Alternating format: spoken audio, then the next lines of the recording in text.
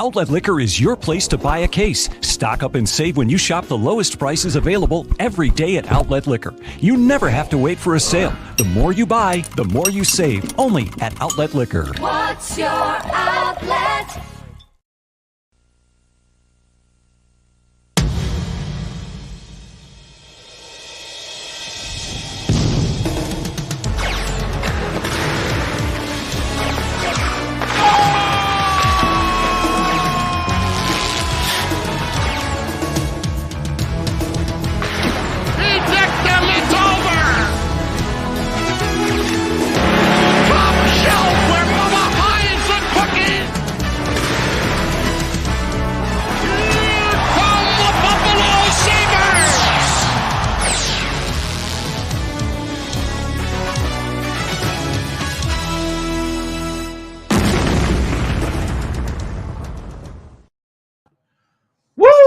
Welcome to I'll Hang Up and Listen. I am Duane from Two Goalies, One Mike, riding solo tonight without Hurls or producer Steve to give you a quick recap of tonight's 7-6 win over the Detroit Red Wings in a shootout.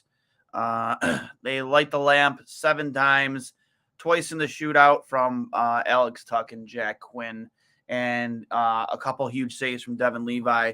And as much as, I think Devin would probably tell you that this was probably one of his weaker performances. I think how you respond to adversity tonight is really what tells the story of the game, in my opinion. I would say out of the 6 goals that went in, 5 he had no chance on. I mean, you might want him to have that game-tying goal at the end. It's very debatable. I think he overplayed the puck a little bit to his blocker side. He gave a little more of a glove side than he wanted to. But, I mean, he's a few feet below the faceoff circle, uncontested, and he just hammered that puck. David Perron hammered that puck by him top corner. I think that one's debatable. If you're going to blame one on him, I guess that one might be it. But, I mean, bad bounces, bad luck, deflections in front, puck watching, like you can't put a single goal on before that one on Devin Levi, in my opinion. So, and then it came up huge at the end of the game with 2 points on the line, comes up, makes that huge breakaway save in the waning seconds of the game. And then obviously, comes up big twice in the shootout to steal and secure 2 points. I forgot to plug this guy in. So give me one moment here, guys, so I can make sure nothing dies here. But again, you saw some lineup changes tonight. You saw Casey centering the top line between Tuch and Skinner. You saw, Tage Thompson drop down to that second line with Jordan Greenway, and I want to say it was Cousins. But yeah, I mean, Don mixed some things up, and it worked to an extent for sure. Tage gets his 45th goal of the season and 92 points on the season now. He chases both 50 goals and 100 points on the season. I mean, if not for the injuries, I think he'd probably be there by now, or 1 or 2 away from it. We feel a lot more confident about him reaching both those milestones, I think. But, sometimes you just can't help injuries. And I'll tell you this one right now, man. He is the clear-cut MVP of this team. If they find a way to scratch or claw their way into the playoffs, that is for sure. We're going to hit the peanut gallery here real quick to start things off. Mauricio, you're always coming in hot. Did we lose? Did we win, lose, tie? I'm confused. Two goal leads, lost in game, not a playoff team. What's up with face-off coverage? TNT was coughing up the puck all night. Turnover, rest him. I don't think you can afford to rest him right now, unfortunately. I think that, if you're really going to make an attempt at playoffs here, you need him even at 75%. Too many odd man rushes for Detroit caused poor puck management in offensive zone, 3 forwards in deep, coughing up puck. I agree with you there. Lack of awareness, same old story all season long. Buddy, we won. You realize we won, right? You score 6 goals in an AHL game, should win in regulation, not the Sabres. Granato call timeout, reset defensive face-off coverage and assignments. What the fuck? Buckle down defensively, geez. What's up with holding team, players, coach, GM, ownership accountable, good, bad, ugly? Plenty room for improvement roster, make up small details, including face-off, penalty killing. Yeah, I do agree. They need a clear-cut guy to take defensive zone face-offs because they don't have him right now. Levi looked mortal and told you, Connor, pump the brakes, overhyped. Savior. It takes an entire organization to transform team into playoffs. Penguins, Panthers, Islanders, all won. Yeah, but it doesn't mean, we're still out of it. So from Will McWeather, go Sabres. Agree with the buddy. Go Sabres. Where's Connor picking cherry blossoms in Washington, D.C.? Only shows up when they lose. Woo, give me two. Woo-hoo. Do you smell what the Rock is cooking? Damn. Thompson and Cousins played with good chemistry. TNC did play tentative. Yeah, I think he's still hurt, as we commented earlier. Again, it's tough. I think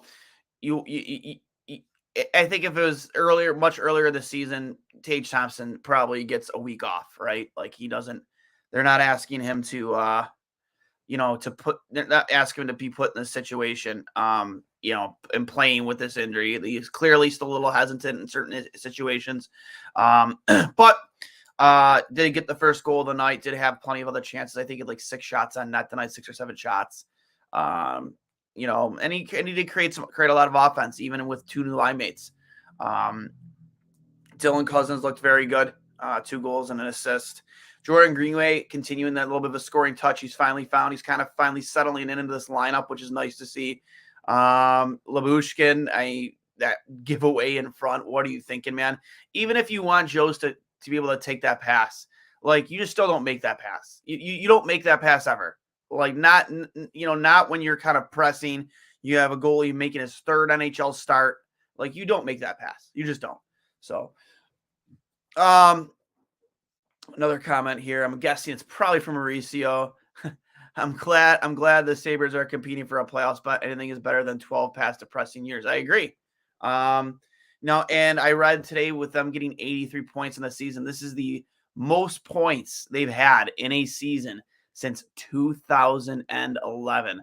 So if you're going to try and find, silver linings, that is a great silver lining, right? I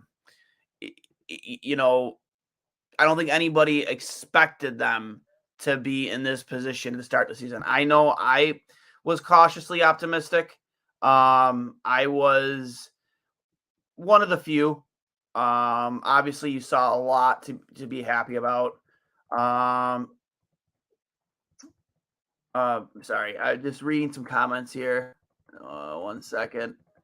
Sorry, guys.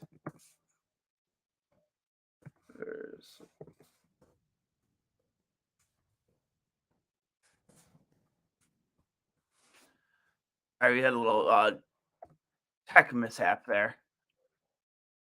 All right, there we go. I apologize for that. I was having some issues with the ticker there at the bottom. But yeah, I just you needed that win against the Panthers. You lose a heartbreaker 2-1. You always try and find silver linings here at the end of the season, going into the next season. I mean, we're normally out of it, over a month ago, 2 months ago, over the last decade. So we're always looking for silver linings. It's really nice to still be playing meaningful games here in April. It's been a long time since we've been able to say that. But going back to my point that I started the show off to, obviously with Devin Levi, having, his worst game, I guess you could say, of the season. I guess you can say the season so far. How calm and collected and, how well does he respond? He doesn't let things hang with him. He doesn't allow, some goalies, when they let in a goal, especially that game tying goal, he did not allow that to, alter, his mindset for the rest of the game. He got right back in the game, made some huge saves, and then came up big in the shootout. That tells you a lot about a goaltender. Tells you a lot about who they are. When your back is up against the wall, when you're facing adversity and you step up to the challenge the way he did. Give up the first goal in the shootout. Obviously you're a little, you're trying to push the panic button there if you're the Sabres, but guy comes in and stones the next 2 guys, including Larkin, to seal the game and get you 2 points. I want to talk about Casey Middlestat. I think it's like 9 points in his last 5 games or whatever it is. Nine assists in his last like 5 games. Guy is really picked up his game, and start the season, I was one of his biggest critics. I thought he was undersized. He wasn't putting in the work in away from the rink in order to compete at this level. He's definitely secured his spot on this team next year. And one thing I want to touch on is, touching on, when faced with adversity, it always tells you about a player when your back is in a corner. Casey's back was in a corner to start this season. I mean, you can talk about the injuries he's dealt with in the past, how he hasn't lived to expectations, but his back was most certainly in a corner. You had Quinn and Paterka in this lineup. You have guys that you've taken in the first round in Savoy, Kulik, Oslin, Isaac Rosine, guys that are going to be trying to make this roster next season. So, at the start of this season, a guy like Casey, you're looking at him as a guy who could be on the outside looking in, when push came to shove. And he responded very, very well this year. And I am, happy to say that I was wrong. Many people were wrong, and not just me. I won't sit on that hill by myself. But yeah, it's nice to see that he really responded well and really turned his two-way game around. And I think Rob Ray said it best, and he's like, he doesn't have to be the guy that fills the net, right? He doesn't have to be that guy. He can be a role player. He can be a guy who you can throw out there in certain 5-on-5 situations where you need to play defense. He has turned himself into a little bit of a playmaker, and I like it, man. I love seeing him really turn his game around and, filling in. I know he filled in the top line role, but it's nice to have that guy who, he's probably going to be in your third line next season. But with that being said, he's a guy you could slot in your top 6, because of injury. Obviously things weren't working out with Tate. He's not 100%. But you throw Casey in there. Obviously that line isn't going to be the same with Casey sitting in there. But they were creating chances. They were creating offense. Defensively, did you wish they were better? Yeah. I wish, again, Darlene got caught puck watching on that power play goal, staring down at the puck carrier, left his man uncontested, literally on his hip, tap and goal. You'd hate to see it, but things like that are going to happen. It's inexcusable, but they're going to happen. I just happy we got out of this with 2 points. You look at the way that game was going. I even said it. I said to my girlfriend right before they scored the game tying goal, I was like, guarantee you they're gonna put one in here. Guarantee you they're gonna put one in here, and they did. They did. And a lot of people tend to say, when it comes to the goaltending as well, it's like, wish we could have had Levi 20 games earlier. We'd be in a playoff spot right now. I mean, I don't necessarily agree. I said this last time on I'll Hang Up and Listen. I said, if you don't lose games to Nashville, if you don't lose games to Columbus, if you don't lose games to Philly, those games earlier in the season, so in the last month, you don't lose those games, you're in a playoff spot right now. And it doesn't matter. And goaltending shouldn't have been an issue there because those were much worse teams than you. And you have gotten good enough goaltending this season to win those games. But you got to show up and play 60 minutes every night. Buffalo showed up and played 60 minutes tonight. Start to finish. Offensively, they were there from start to finish. And, Ville Husso's had a very up and down season. Lower 900 save percentage. Winning record, of course, but, a team like Detroit, who is much like us, the team that Steve Yzerman has built, traded Tyler Bertuzzi at the deadline to the Bruins. One of their got younger, a big part of their youth core, but, got a great return for him. Detroit's in a very similar situation. They found their goalie in Ville Husso. He's 100% their goalie, their franchise goalie as of right now. They have so many good players. They have their captain in Dylan Larkin, who they just re-signed long-term. Maurice Sider, phenomenal defenseman, even though he's not living up to the campaign he had last season. Still a great player. A team that's very similar to Buffalo in attribute. And I watch them play, and you saw that scuffle at the end after the which goal who scored the goal where Skinner got into it. Was that one of the Cousins goals? I can't remember. I love the fact that there's a little bit of a rivalry developing between these two teams. I think they kind of hate each other. And I love that. I love the fact that that Toronto rivalry might be alive and well again. That's what happens when you get competitive hockey and competitive teams, and you have success, good players. You're going to develop those rivalries, those games you're going to look forward to watching, not just because you're a Sabres fan, but because of who you're playing. And when you're in games like these, because you're good enough to be in games like these, it's fun to watch. And Sabres hockey is fun to watch again, no matter how the season ends. So, some more comments here. Let me see here. Where are we at? Detroit has talented. Detroit has talented players lacking missing killer instinct. I agree with you there, Mauricio. I knew Sabres were going to lose lead in the third period. Unacceptable, intolerable. Hold the lead. Be responsible for defensive assignments. Where is the coaching? Again, I agree with you. All you Levi over the Sabre reality bites. Buddy, when push came to shove, he made the saves he needed to make. He came up big in the shootout. He came up big. I know you're I don't know if it's the word is pessimist, but like you're not like me optimistic, you're pessimistic, but like buddy, he made the saves when you needed him. He did. And I'd say 5 of those 6 goals you cannot put on Devin Levi. You just can't. I'm sorry you can't. No goalie in the league stood a chance. So I'm not gonna sit here and say Devin Levi's overhyped, bud. Come on. Be better. Be better. It's just a Mauricio show in the peanut gallery, guys. Just an absolute Mauricio show. Anybody else got something to say? Something positive?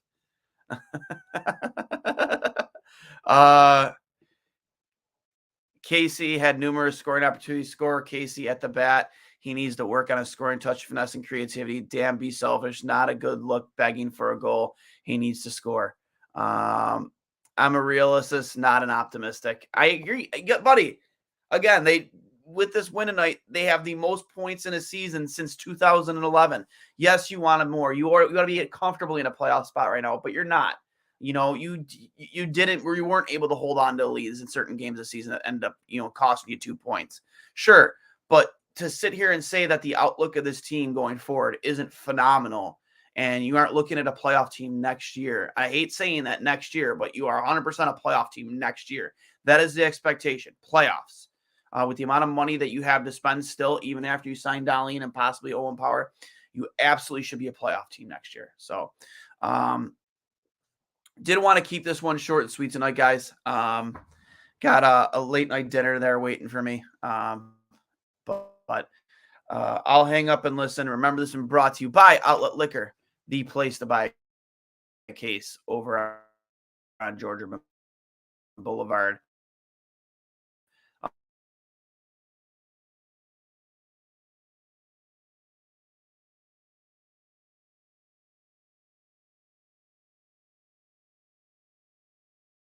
Actually, you know what?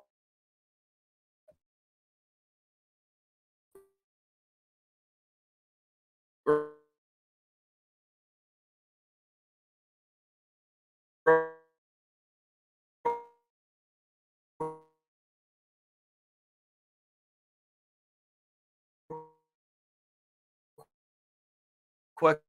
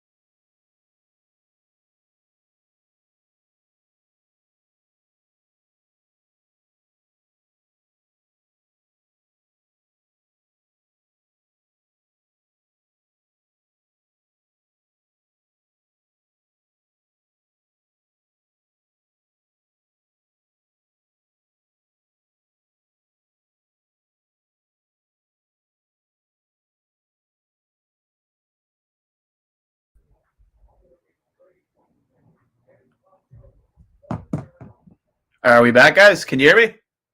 Can somebody confirm that they hear me? Can anybody confirm that they hear me? Having a tough time there with the stream. So I'm going to assume everybody can hear me now. Sorry about that. We had some technical difficulties. Regardless, I'll have to edit that one out. But some more comments in here from the Peanut Gallery. All you Levi overhyping as a savior reality bites coming down to earth. He's mortal. Too much pressure, expectations, young age. Nobody's saying you're wrong there, Mauricio. But again, he is 21 years old, and he's played far beyond expectations. He's been everything as expected and more, and came up big when the Sabres needed him to tonight. I want the playoffs. That's dreaming here from Mauricio. Stream quit just like the Sabres defense. Hey guys, I'm actually gonna get out of here. Having a really bad tough time with the stream tonight. I don't know what's going on. Uh,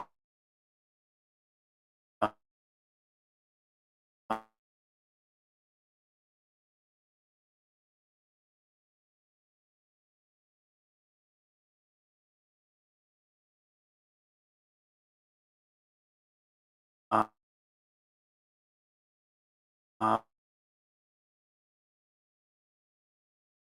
uh,